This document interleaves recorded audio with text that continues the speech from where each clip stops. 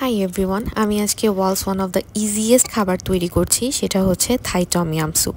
এখানে আমি 3 কাপ পরিমাণ পানি নিয়ে নিয়েছি, তাতে দিয়ে দিচ্ছি একটা চিকেন স্টকের কিউব। আমি এটা নর ব্র্যান্ডের ইউজ করেছি।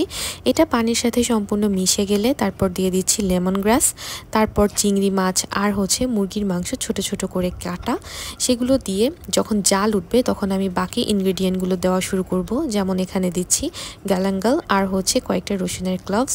সবজির মধ্যে দিচ্ছি গাজর, মাশরুম, গোল্ডেন অনিয়ন আর হচ্ছে 2 রকমের ক্যাপসিকাম। এগুলো মিক্স করে যখন জাল উঠবে আবার, তখন দিয়ে দিচ্ছি মোস্ট ইম্পর্ট্যান্ট ইনগ্রেডিয়েন্ট, সেটা হচ্ছে টমেটো, তারপর দিচ্ছি গ্রিন অনিয়ন আর কাঁচা মরিচ ফালি করে কাটা। এখানে দিচ্ছি লেবু পাতা।